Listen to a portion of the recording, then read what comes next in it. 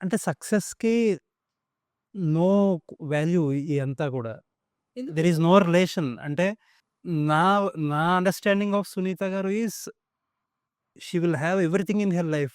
అయ్యో! Everything good happens to her అని. ఎన్ని మంచి విషయాలు జరగలేదు నా జీవితంలో చెప్పండి? హ్మ్.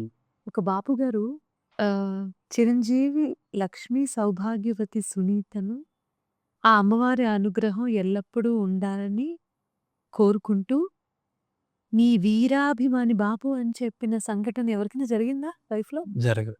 జానకి గారు సొంత కూతురులా చూస్తారు నన్ను. హ్మ్. ఒక బాలు గారు ఆయన ఒక సొంత తన ఇంటి మనిషిలాగా, ఒక కూతురులాగా చూసుకోవటం ఎవరికైనా జరిగిందా?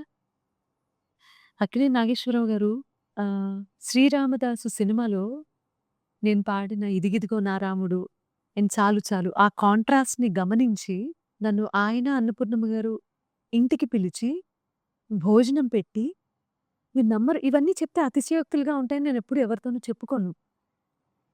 నాకు ఇష్టం ఉండదు. ఇవన్నీ ఏంటంటే కొంతమంది అబ్బో! I don't want to share it to anybody. But ఎందుకనో సమయం, సందర్భం ఈరోజు ఎందుకొచ్చిందో తెలీదు చెప్తున్నాను. Literally he was like this. నీ ప్రతిభకు అనటం ఎవరికైనా జరిగిందా? ఐ మీన్ అది జరిగింది కదా నాకు. అండ్ ఇలాంటి సంఘటనలు చెప్పుకుంటూ పోతే ఒక టైంలో 9 ఎగ్జాక్ట్‌లీ 9 గంటలకి 9 PM I get a call. హ్మ్. అమ్మా! సార్ చెప్పండి. ఇప్పుడే 'జుమ్మందినాథం' చూసాను. ఇవాళ గుమ్మడి గారు కాల్ చేసేవారు. హ్మ్. మరి ఇది నా అదృష్టమే కదా! బాలమురళీకృష్ణ గారు ఆహ్, నువ్వు నా కూతురివి కాకపోవచ్చు.